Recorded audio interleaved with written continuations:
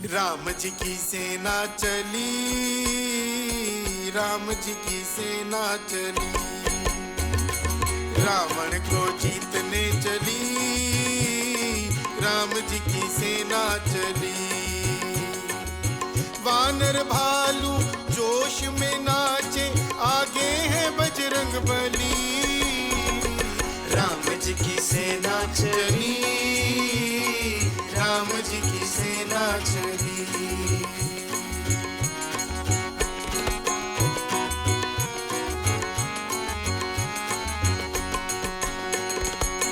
रावण सीता को हर लाया, दुर्भाग्य को गले लगाया, दुर्भाग्य को गले लगाया। मौत अब है आगे खड़ी, मौत अब है आगे खड़ी, मेरे राम जी की सेना चली, राम जी की सेना चली, रावण को जीतने चली, राम जी की सेना चली, राम जी की सेना चली। राम लक्ष्मण जानकी जय बोलो हनुमान की, राम लक्ष्मण जानकी जय बोलो हनुमान की। माँ भारती को प्रणाम, हिसाली वाली मैया के चरणों में प्रणाम और पावन चिंतन धारा आश्रम की ओर से सभी को जय श्री राम। राम जी की सेना चल दी है, यानी कि अब बारी है युद्ध कांड की। शत्रु तो हर संभव चाल चलता ही है, पर युद्ध में विजयी वही होता है जो बुद्धि, बल, पराक्रम, धैर्य, उत्साह और धर्म का साथ नहीं छोड़ता। यह कांड इसी सत्य को उद्घाटित करता है। तो हम सब भी बनते हैं श्री राम की सेना के सैनिक और सुनते हैं युद्ध कांड। ओम श्री गणेशाय नमः। ओम श्री सरस्वते नमः। ओम श्री हनुमते नमः। ओम श्री गुरुवे नमः। श्री सियावर राम शरणागतम्। श्री सीताराम चंद्राभ्याम नमः। श्रीमद् वाल्मीकि रामायण युद्धकांड 88वां सर्ग। लक्ष्मण और इंद्रजित की परस्पर रोष भरी बातचीत और घोर युद्ध। विभीषण की यह बात सुनकर रावण कुमार इंद्रजित क्रोध से मूर्छित सा हो उठा। वह रोषपूर्वक कठोर बातें कहने लगा और उछलकर सामने आ गया। उसने खड्ग तथा दूसरे आयुध भी उठा रखे थे। काले घोड़ों से युक्त सजे सजाए विशाल रथ पर बैठा हुआ इंद्रजित विनाशकारी काल के समान जान पड़ता था। वह भयंकर बलशाली निशाचर बहुत बड़े आकार वाले, लंबे, मजबूत, वेगशाली और भयानक धनुष को तथा शत्रुओं का नाश करने में समर्थ बाणों को भी लेकर युद्ध के लिए उद्यत था। वस्त्राभूषणों से अलंकृत होकर रथ पर बैठे हुए उस महाधनुर्धर शत्रुनाशक बलवान रावण कुमार ने देखा लक्ष्मण अपने तेज से ही विभूषित हो हनुमान जी की पीठ पर आरूढ़ होकर उदयाचल पर विराजमान सूर्य देव के समान प्रकाशित हो रहे हैं। देखते ही वह अत्यंत रोष से भर गया और विभीषण सहित सुमित्रा कुमार तथा अन्य वानर सिंहों से कहा, शत्रुओं, आज मेरा पराक्रम देखना। तुम सब लोग युद्ध स्थल में मेरे धनुष से छूटे हुए बाणों की दुस्सह वर्षा को अपने अंगों पर उसी तरह धारण करोगे जैसे आकाश में होने वाली उन्मुक्त वर्षा को भूतल के प्राणी अपने ऊपर धारण करते हैं। जैसे आग रुई के ढेर को जला देती है, उसी प्रकार इस विशाल धनुष से छूटे हुए मेरे बाण आज तुम्हारे शरीरों की धज्जियां उड़ा देंगे। आज अपने शूल, शक्ति, रिष्टि और तोमरों द्वारा तथा तीखे सायकों से छिन्न भिन्न करके तुम सब लोगों को यमलोक पहुंचा दूंगा। युद्ध स्थल में हाथों को बड़ी फुर्ती से चलाकर जब मैं मेघ के समान गरजता हुआ बाणों की वर्षा आरंभ करूंगा, उस समय कौन मेरे सामने ठहर सकेगा? लक्ष्मण, उस दिन रात्रि युद्ध में मैंने वज्र और अशनि के समान तेजस्वी बाणों द्वारा जो पहले तुम दोनों भाइयों को रणभूमि में सुला दिया था और तुम लोग अपने अग्रगामी सैनिकों सहित मूर्छित होकर पड़े थे, मैं समझता हूं उसका इस समय तुम्हें स्मरण नहीं हो रहा है। विषधर सर्प के समान रोष से भरे हुए मुझ इंद्रजित के साथ जो तुम युद्ध करने के लिए उपस्थित हो गए, उससे स्पष्ट जान पड़ता है कि यमलोक में जाने के लिए उद्यत हो। राक्षस राज के बेटे की वह गर्जना सुनकर रघुकुल नंदन लक्ष्मण कुपित हो उठे। उनके मुख पर भय का कोई चिन्ह नहीं था। वे उस रावण कुमार से बोले, निशाचर, तुमने केवल वाणी द्वारा अपने शत्रुवध आदि कार्यों की पूर्ति के लिए घोषणा कर दी, परंतु उन कार्यों को पूरा करना तुम्हारे लिए बहुत ही कठिन है। जो क्रिया द्वारा कर्तव्य कर्मों के पार पहुंचता है, अर्थात जो कहता नहीं काम पूरा करके दिखा देता है, वही पुरुष बुद्धिमान है। दुर्मते, तुम अपने अभीष्ट कार्य को सिद्ध करने में असमर्थ हो। जो कार्य किसी के द्वारा भी सिद्ध होना कठिन है, उसे केवल वाणी के द्वारा कहकर तुम अपने को कृतार्थ मान रहे हो। उस दिन संग्राम में अपने को छिपाकर तुमने जिसका आश्रय लिया था, वह चोरों का मार्ग है। वीर पुरुष उसका सेवन नहीं करते। राक्षस, इस समय मैं तुम्हारे बाणों के मार्ग में आकर खड़ा हूं। आज तुम अपना वह तेज दिखाओ। केवल बढ़ बढ़कर बातें क्यों बना रहे हो? लक्ष्मण के ऐसा कहने पर संग्राम विजयी महाबली इंद्रजित ने अपने भयंकर धनुष को दृढ़ता पूर्वक पकड़कर पैने बाणों की वृष्टि आरंभ कर दी। उसके छोड़े हुए महान वेगशाली बाण सांप के विष की तरह जहरीले थे। वे फुफकारते हुए सर्प के समान लक्ष्मण के शरीर पर पड़ने लगे। वेगवान रावण कुमार इंद्रजित ने उन अत्यंत वेगशाली बाणों द्वारा युद्ध में शुभ लक्षण लक्ष्मण को घायल कर दिया। बाणों से उनका शरीर अत्यंत शत विक्षत हो गया। वे रक्त से नहा उठे।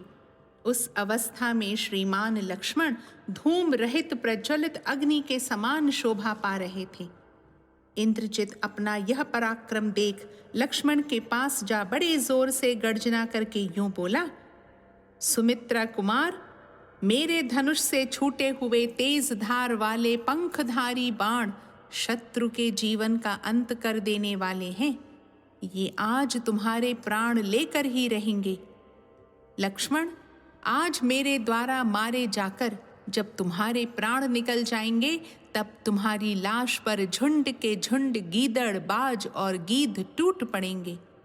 परम दुर्बुद्धि राम, तुम जैसे अनार्य क्षत्रियाधम एवं अपने भक्त भाई को आज ही मेरे द्वारा मारा गया देखेंगे। सुमित्रा कुमार, तुम्हारा कवच खिसक कर पृथ्वी पर गिर जाएगा, धनुष भी दूर जा पड़ेगा और तुम्हारा मस्तक भी धड़ से अलग कर दिया जाएगा। इस अवस्था में राम आज मेरे हाथ से मारे गए तुमको देखेंगे। इस तरह कठोर बातें कहते हुए रावण कुमार इंद्रजित से अपने प्रयोजन को जानने वाले लक्ष्मण ने कुपित होकर यह युक्ति युक्त उत्तर दिया, क्रूर कर्म करने वाले दुर्बुद्धि राक्षस, बकवास का बल छोड़ दे।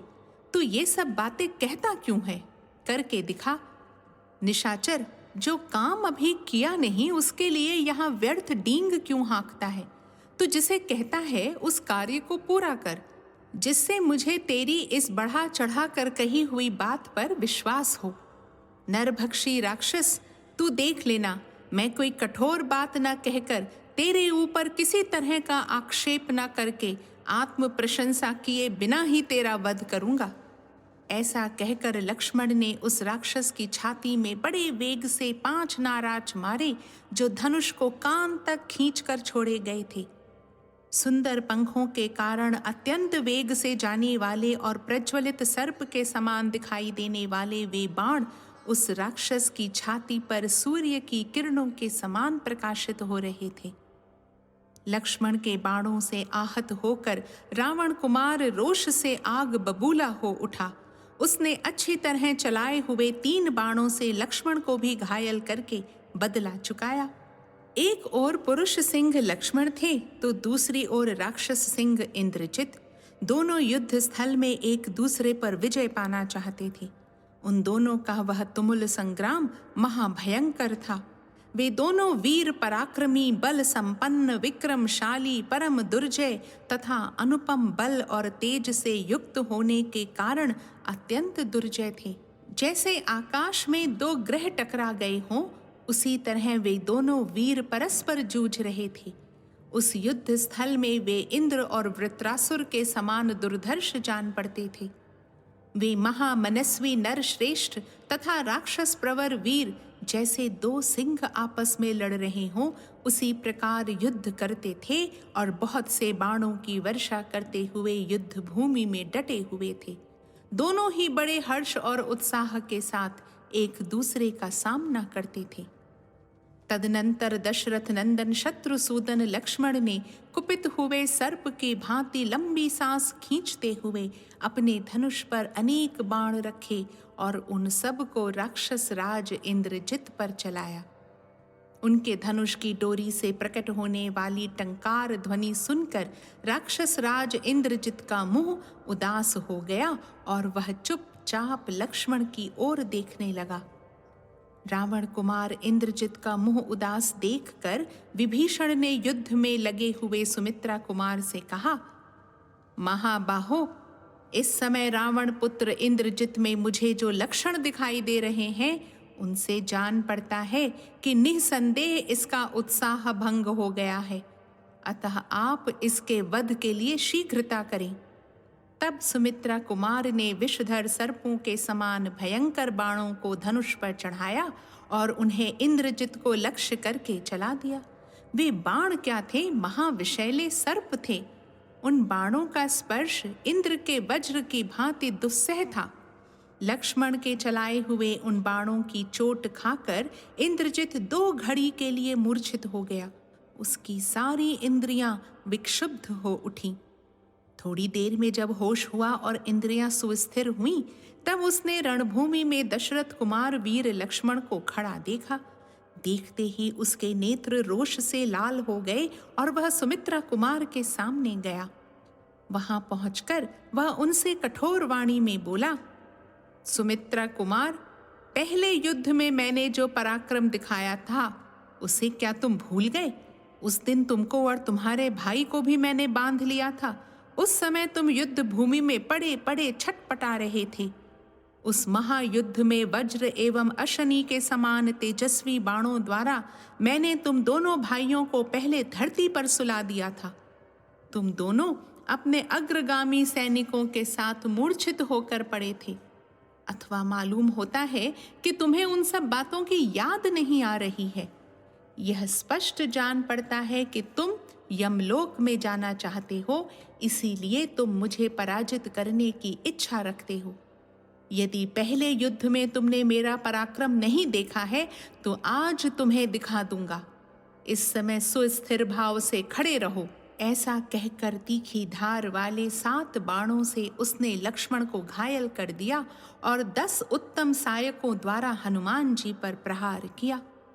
तत्पश्चात दूने रोष से भरे हुए उस पराक्रमी निशाचर ने अच्छी तरह से छोड़े गए 100 बाणों द्वारा विभीषण को क्रोध पूर्वक क्षत विक्षत कर दिया। इंद्रजित द्वारा किए गए इस पराक्रम को देखकर श्री राम के छोटे भाई लक्ष्मण ने उसकी कोई परवाह नहीं की और हंसते हंसते कहा, यह तो कुछ नहीं है। साथ ही उन नरश्रेष्ठ लक्ष्मण ने मुख पर भय की छाया तक नहीं आने दी। उन्होंने युद्ध स्थल में कुपित हो भयंकर बाण हाथ में लिए और उन्हें रावण कुमार को लक्ष्य करके चला दिया। फिर वे बोले, निशाचर, रणभूमि में आए हुए शूरवीर इस तरह प्रहार नहीं करते। तुम्हारे ये बाण बहुत हल्के और कमजोर हैं। इनसे कष्ट नहीं होता, सुख ही मिलता है। युद्ध की इच्छा रखने वाले शूरवीर सम्रांगण में इस तरह युद्ध नहीं करते हैं। ऐसा कहते हुए धनुर्धर वीर लक्ष्मण ने उस राक्षस पर बाणों की वर्षा आरंभ कर दी। लक्ष्मण के बाणों से इंद्रजित का महान कवच, जो सोने का बना हुआ था, टूटकर रथ की बैठक में बिखर गया, मानो आकाश से ताराओं का समूह टूटकर गिर पड़ा हो। कवच कट जाने पर नाराजों के प्रहार से वीर इंद्रजित के सारे अंगों में घाव हो गए। वह सम्रांगण में रक्त से रंजित हो प्रातः काल के सूर्य की भांति दिखाई देने लगा। तब भयानक पराक्रमी वीर रावण कुमार ने अत्यंत कुपित हो समर भूमि में लक्ष्मण को सहस्त्रों बाणों से घायल कर दिया। इससे लक्ष्मण का भी दिव्य एवं विशाल कवच छिन्न भिन्न हो गया। वे दोनों शत्रु दमन वीर एक दूसरे के प्रहार का जवाब देने लगे। वे बारंबार हाँफते हुए भयानक युद्ध करने लगे। युद्ध स्थल में बाणों के आघात से दोनों के सारे अंग क्षत विक्षत हो गए थे, अतः वे दोनों सब ओर से लहूलुहान हो गए। दोनों वीर दीर्घ काल तक एक दूसरे पर पैने बाणों का प्रहार करते रहे। दोनों ही महामनस्वी तथा युद्ध की कला में निपुण थे। दोनों भयंकर पराक्रम प्रकट करते थे और अपनी अपनी विजय के लिए प्रयत्नशील थे। दोनों के शरीर बाण समूहों से व्याप्त थे। दोनों के ही कवच और ध्वज कट गए थे।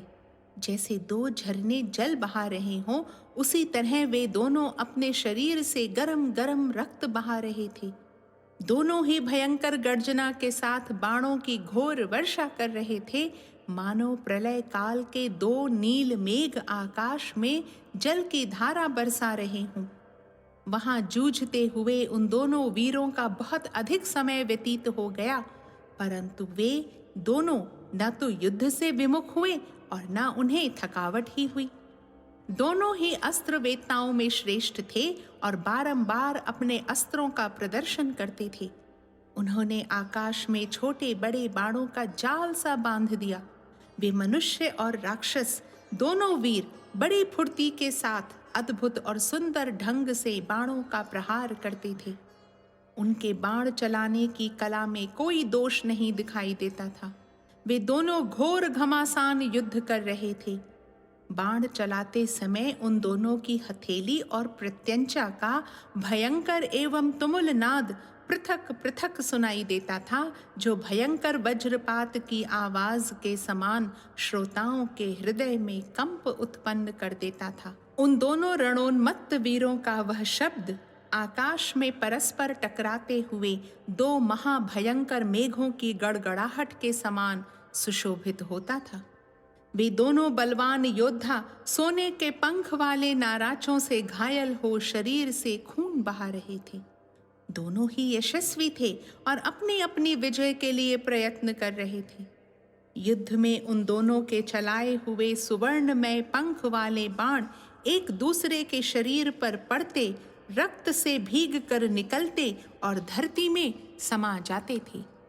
उनके हजारों बाण आकाश में तीखे शस्त्रों से टकराते और उन्हें तोड़कर टुकड़े टुकड़े कर डालते थे। वह बड़ा भयंकर युद्ध हो रहा था। उसमें उन दोनों के बाणों का समूह यज्ञ में गार्हपत्य और आहवनीय नामक दो प्रज्वलित अग्नियों के साथ बिछे हुए कुशों के ढेर की भांति जान पड़ता था। उन दोनों महामनस्वी वीरों के शत विक्षत शरीर वन में पत्रहीन एवं लाल पुष्पों से भरे हुए पलाश और सेमल के वृक्षों के समान सुशोभित होते थे। एक दूसरे को जीतने की इच्छा वाले इंद्रजित और लक्ष्मण रह रहकर बारंबार भयंकर मार काट मचाते थे।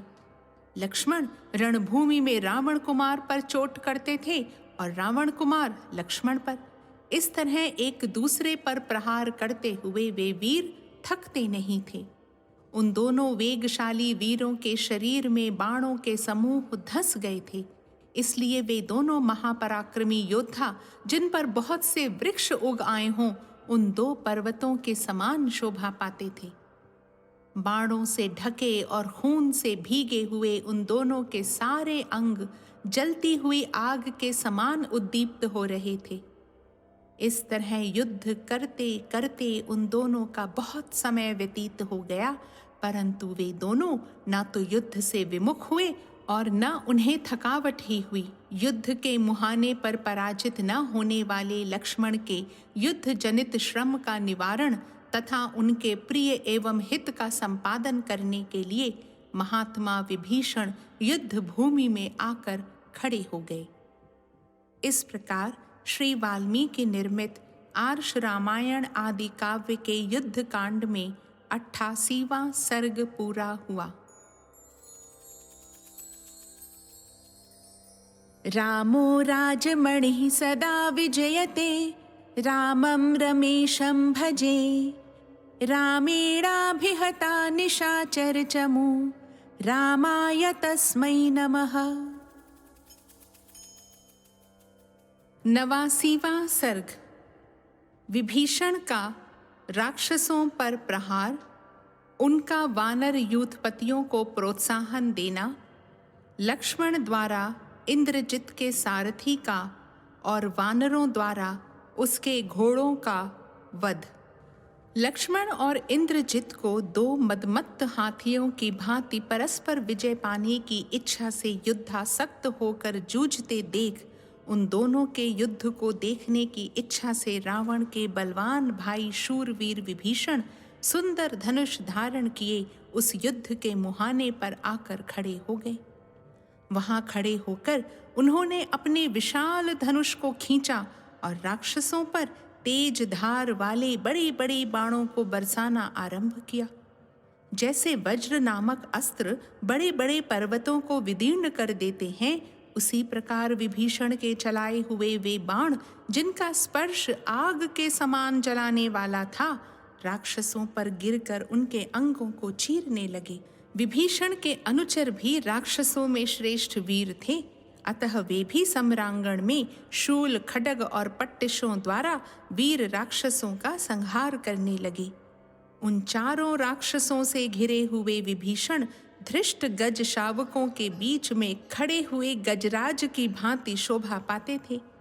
राक्षसों में श्रेष्ठ विभीषण समयोचित कर्तव्य को जानते थे, इसलिए उन्होंने वानरों को, जिन्हें राक्षसों का वध करना प्रिय था, युद्ध के लिए प्रेरित करते हुए यह समय के अनुरूप बात कही। वानरेश्वरों, अब खड़े खड़े क्या देखते हो? राक्षस राज रावण का यह एकमात्र सहारा है जो तुम्हारे सामने खड़ा है। रावण की सेना का इतना ही भाग अब शेष रह गया है। इस युद्ध के मुहाने पर इस पापी राक्षस इंद्रजित के मारे जाने पर रावण को छोड़कर उसकी सारी सेना को मरी हुई ही समझो। वीर प्रहस्त मारा गया महाबली निकुंभ, कुंभकर्ण, कुंभ तथा निशाचर धूम्राक्ष भी काल के गाल में चले गए। जम्बुमाली, महामाली, तीक्ष्ण वेग, अशनि प्रभ, सुप्तघ्न, यज्ञकोप, राक्षस वज्रदंष्ट्र, संग्रति, विकट, अरिघ्न, तपन, मंद, प्रघास, प्रघस, प्रजंघ, जंघ, दुर्जय, अग्निकेतु, पराक्रमी, रश्मिकेतु, विद्युजिह्व, द्विजिह्व, राक्षस सूर्य, शत्रु, अकंपन, सुपार्श्व, निशाचर, चक्रमाली, कंपन तथा वे दोनों शक्तिशाली वीर देवांतक और नरांतक, ये सभी मारे जा चुके हैं। इन अत्यंत बलशाली बहुसंख्यक राक्षस शिरोमणियों का वध करके तुम लोगों ने हाथों से तैरकर समुद्र पार कर लिया है। अब गाय की खुरी के बराबर यह छोटा सा राक्षस बचा हुआ है, अतः इसे भी शीघ्र ही लांघ जाओ। वानरों, इतनी ही राक्षस सेना और शेष रह गई है जिसे तुम्हें जीतना है। अपने बल पर घमंड करने वाले प्रायः सभी राक्षस तुमसे भिड़कर मारे जा चुके हैं। मैं इसके बाप का भाई हूँ, इस नाते यह मेरा पुत्र है, अतः मेरे लिए इसका वध करना अनुचित है। तथापि श्री रामचंद्र जी के लिए दया को तिलांजलि दे मैं अपने इस भतीजे को मारने के लिए उद्यत हूँ।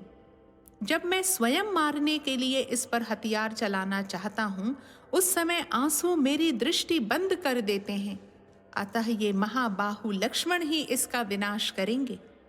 वानरों, तुम लोग झुंड बनाकर इसके समीपवर्ती सेवकों पर टूट पड़ो और उन्हें मार डालो। इस प्रकार अत्यंत यशस्वी राक्षस विभीषण के प्रेरित करने पर वानर यूथपति हर्ष और उत्साह से भर गए तथा अपनी पूंछ पटकने लगे। फिर वे सिंह के समान पराक्रमी वानर बारंबार गर्जते हुए उसी तरह नाना प्रकार के शब्द करने लगे जैसे बादलों को देखकर मोर अपनी बोली बोलने लगते हैं। अपने यूथ वाले समस्त भालुओं से घिरे हुए जांबवान तथा वे वानर पत्थरों, नखों और दांतों से वहां राक्षसों को पीटने लगे। अपने ऊपर प्रहार करते हुए ऋक्षराज जांबवान को उन महाबली राक्षसों ने भय छोड़कर चारों ओर से घेर लिया। उनके हाथ में अनेक प्रकार के अस्त्र शस्त्र थे। वे राक्षस सेना का संहार करने वाले जांबवान पर युद्ध स्थल में बाणों, तीखे फरसों, पट्टिशों, डंडों और तोमरों द्वारा प्रहार करने लगे। वानरों और राक्षसों का वह महायुद्ध क्रोध से भरे हुए देवताओं और असुरों के संग्राम की भांति बड़ा भयंकर हो चला। उसमें बड़े जोर जोर से भयानक कोलाहल होने लगा। उस समय महामनस्वी हनुमान जी ने लक्ष्मण को अपनी पीठ से उतार दिया और स्वयं भी अत्यंत कुपित हो पर्वत शिखर से एक साल वृक्ष उखाड़कर सहस्त्रों राक्षसों का संहार करने लगी। शत्रुओं के लिए उन्हें परास्त करना बहुत ही कठिन था। शत्रु वीरों का संहार करने वाले बलवान इंद्रजित ने अपने चाचा को भी घोर युद्ध का अवसर देकर पुनः लक्ष्मण पर धावा किया। लक्ष्मण और इंद्रजित दोनों वीर उस समय रणभूमि में बड़े वेग से जूझने लगे। वे दोनों बाण समूहों की वर्षा करते हुए एक दूसरे को चोट पहुंचाने लगे।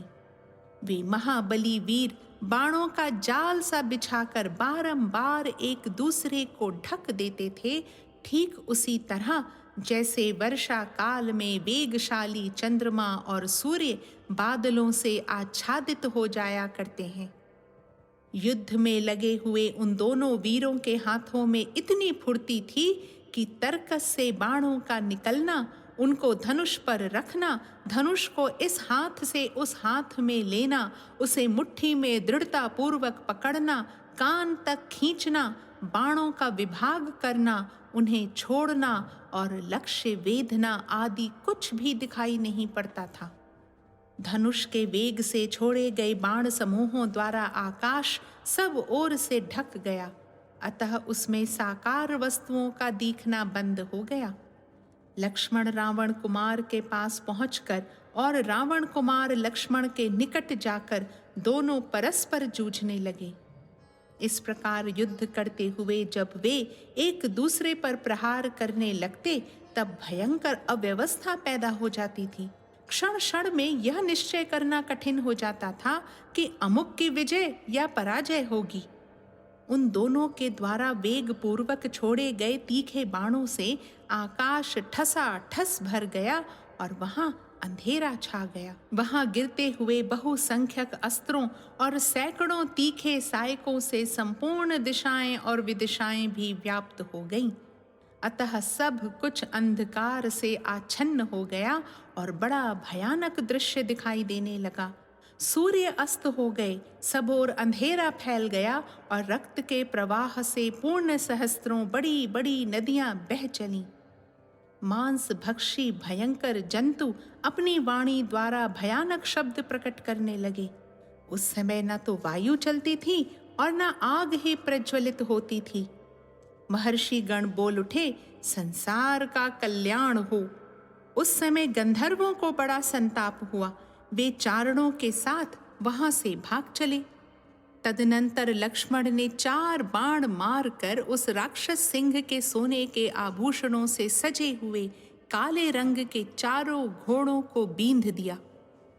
तत्पश्चात रघुकुल नंदन श्रीमान लक्ष्मण ने दूसरे तीखे पानीदार सुंदर पंख वाले और चमकीले भल्ल से जो इंद्र के वज्र की समानता करता था तथा जिसे कान तक खींच कर छोड़ा गया था, रणभूमि में विचरते हुए इंद्रजित के सारथी का मस्तक शीघ्रता पूर्वक धड़ से अलग कर दिया।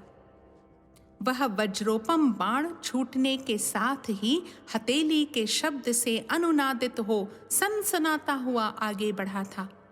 सारथी के मारे जाने पर महातेजस्वी मंदोदरी कुमार इंद्रजित स्वयं ही सारथी का भी काम संभालता, घोड़ों को भी काबू में रखता और फिर धनुष को भी चलाता था।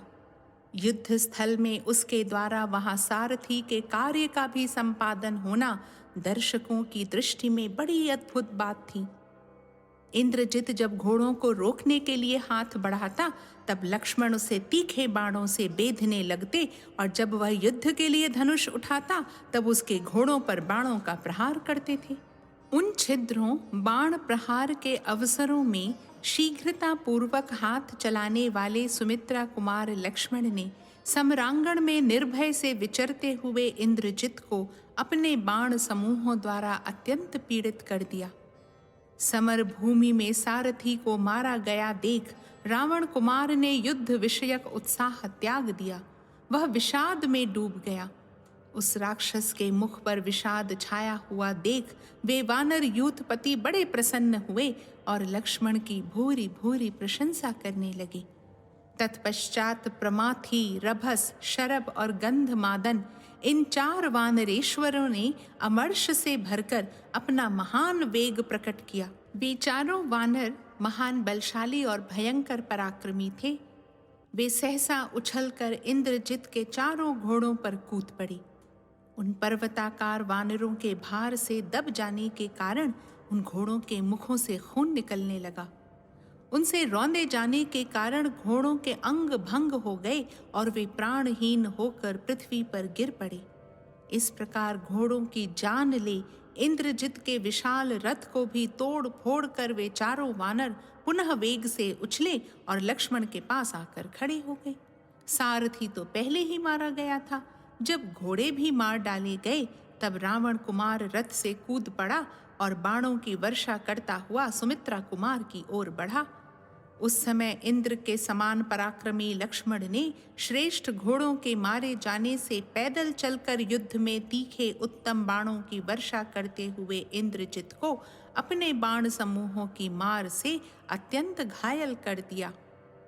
इस प्रकार श्री वाल्मीकि निर्मित आर्ष रामायण आदि काव्य के युद्ध कांड में 89वां सर्ग पूरा हुआ। रामो राजमणिः सदा विजयते, रामं रमेशं भजे। रामेणाभिहता निशाचरचमू, रामाय तस्मै नमः।